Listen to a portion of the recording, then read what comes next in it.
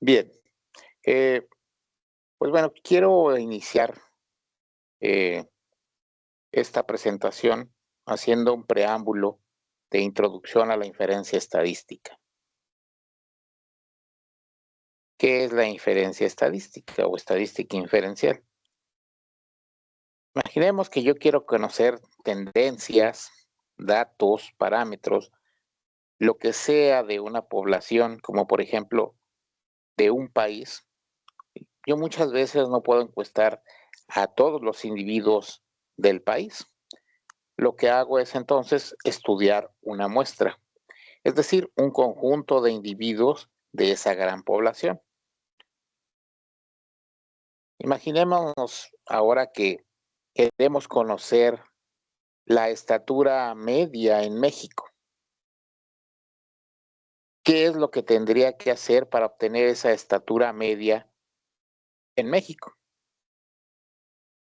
Pues lo ideal sería tomar a todos los mexicanos en un cierto rango de edades, ¿sí? Y medir a todos y calcular la media de eso. Pero obviamente, como comprenderán, es prácticamente una tarea, se podría decir, casi imposible. Entonces, ¿qué es lo que se hace?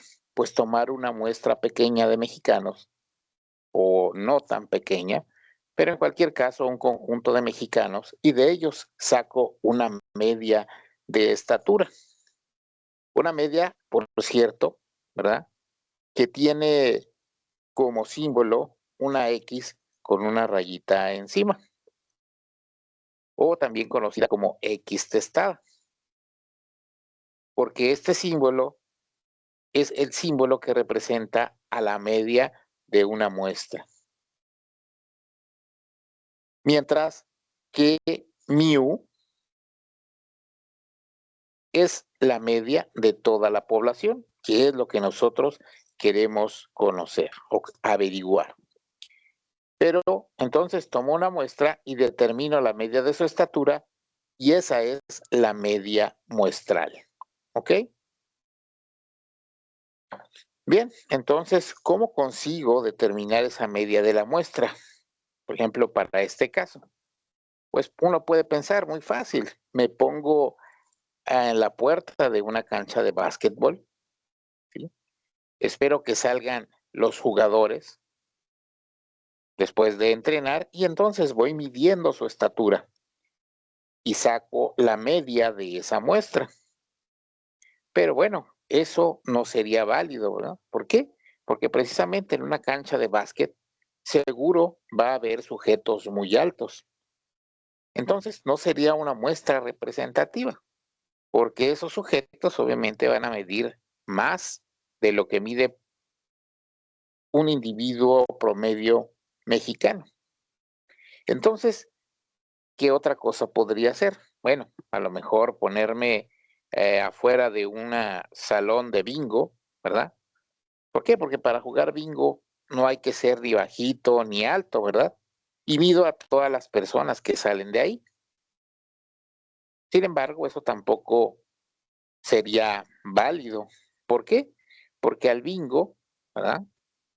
O a la lotería, solo representa gente con determinada edad, porque no es un juego al que vaya gente de todas las edades.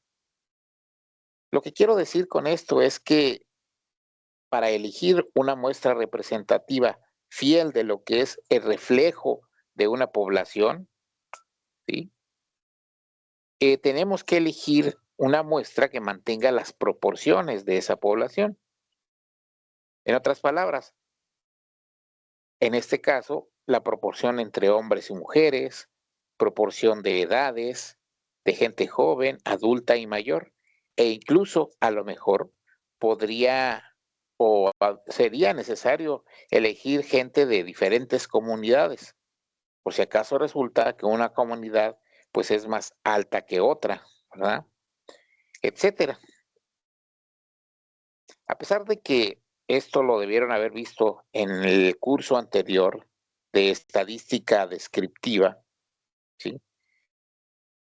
No me voy a detener por lo mismo mucho en esto. Sin embargo, comentaremos que existen diversos métodos para poder obtener muestras representativas de una población. Digamos entonces que una muestra representativa adecuada es un reflejo miniatura de cómo son los individuos de una población. Uno de los métodos más comunes es el muestreo aleatorio simple.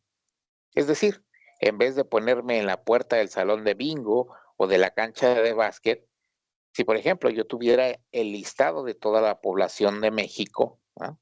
Eso sí lo puedo conseguir, ¿sí?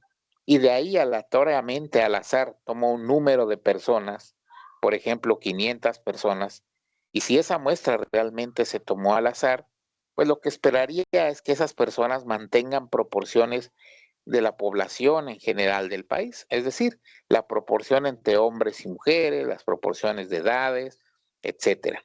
Pero bueno, no nos vamos a detener en esto más tiempo, ¿verdad? Eso ya lo dominan ustedes. Entonces, supongamos que sabemos ya, ¿verdad?, que la estatura en México tiene una distribución normal, con una media, ¿verdad?, mu de 170. Es decir, ya sabemos que la media de estatura en México es 170 centímetros y que esta media tiene una desviación estándar que es sigma, ¿verdad?, con ese signo se representa, eh, y es de 12 su valor. Entonces, esto sigue una curva como esta que ven aquí, la cual nos indica que hay mucha gente que mide 170 centímetros e incluso 172, 174, 168, ¿verdad?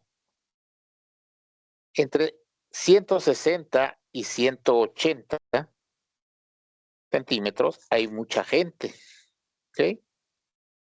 Algunas personas están en 190 porque hay personas muy altas. Ya personas que lleguen a medir 2 metros, eh, pues hay poquita gente. Y lo mismo del lado opuesto de la curva. No hay tanta gente que mida 1,40, que sean tan bajitas. Hay un poco más de gente que midan 150 centímetros. Y en definitiva, que si voy midiendo a todos y recogiendo datos, pues me sale una curva como esta. ¿Ok? Ahora, imaginemos que hemos seleccionado muestras de tamaño n. Por ejemplo, muestras de 100 personas, n igual a 100 personas. Y a estas les calculo su media muestral, es decir, X testada, ¿sí? Entonces piensen que si tomo 100 mexicanos al azar y calculo su media, pues a lo mejor en muchas muestras que tome me daría una media de 171. Por ejemplo, si yo represento aquí las muestras que me ha dado la media 171, que son muestras de gente a lo mejor un poquito más alta que la media de la población, mu, que es 170, ¿sí?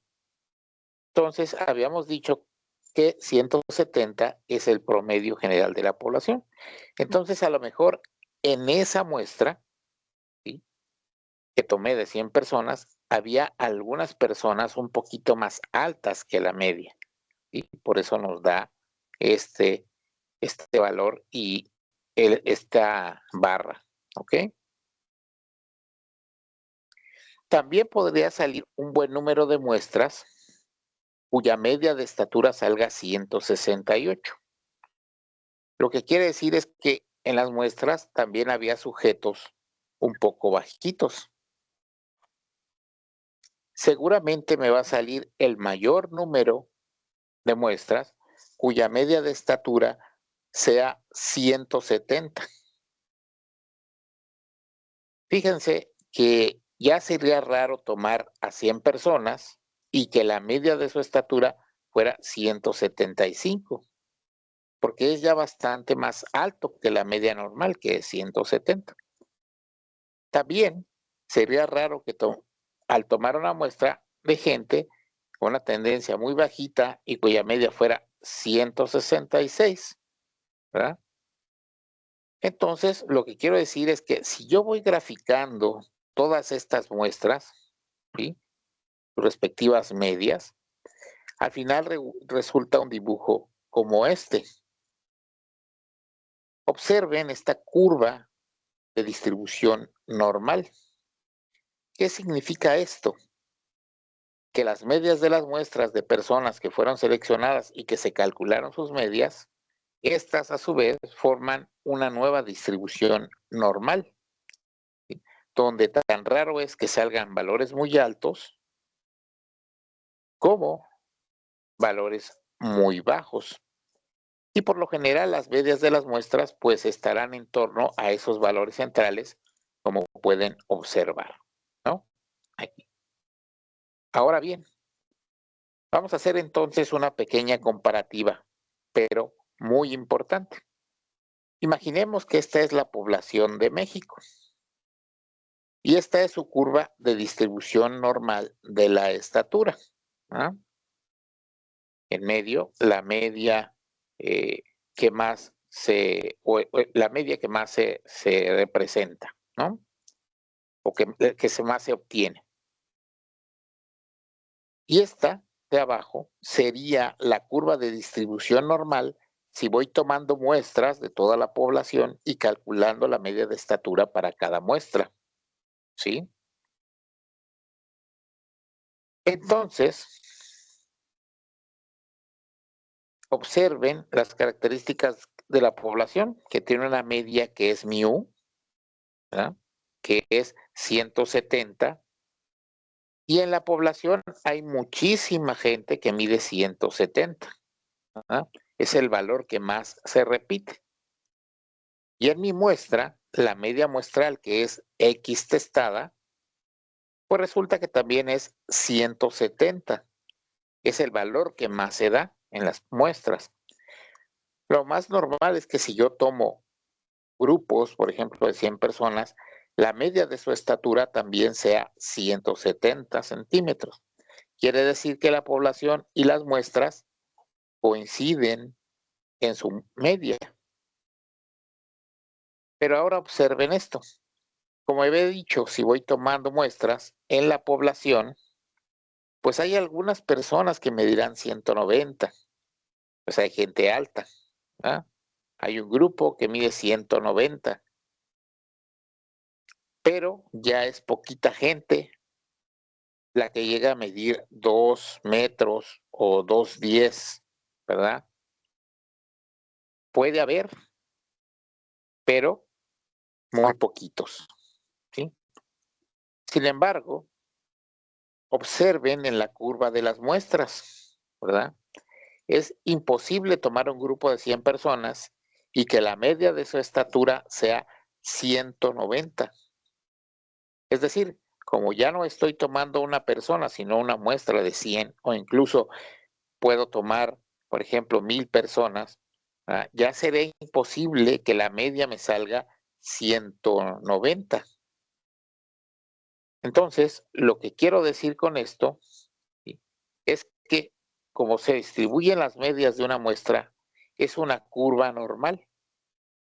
Si se fijan, muchísimo más estrecha y está muchísimo más comprimida en torno a los valores centrales, donde la población tiene una desviación estándar que es sigma, ¿sí?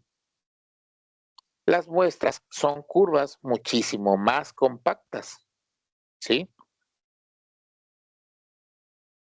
Entonces, realmente su desviación corresponde a esta fórmula, que es la desviación estándar de la población dividido sobre la raíz de n, que en este caso es el número de personas que tengan las muestras, por ejemplo, 100 o entre raíz de lo que sea, ¿sí?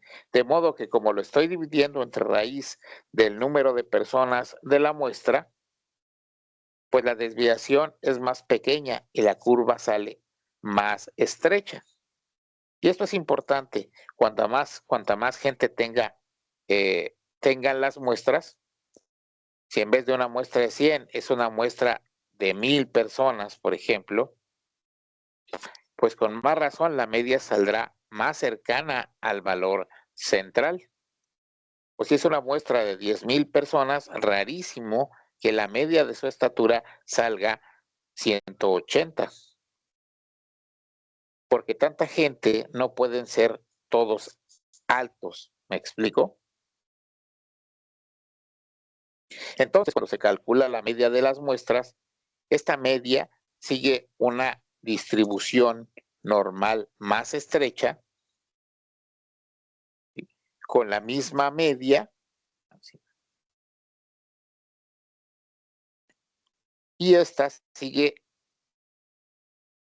utilizando la desviación estándar sobre la raíz de n, que es el número de datos de la muestra, ¿sí? Entonces, si esta es una distribución normal, mu y sigma, la media de las muestras, ¿sí?, sigue una distribución normal con la misma media, mu, pero la desviación es típica, la desviación típica sobre la raíz de n. ¿Ok?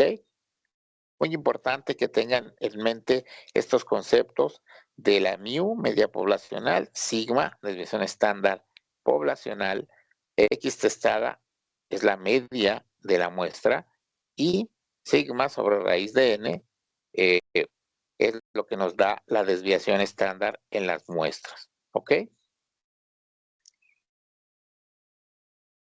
Bien, entonces ahora sí, vamos a hablar de qué es la estadística inferencial.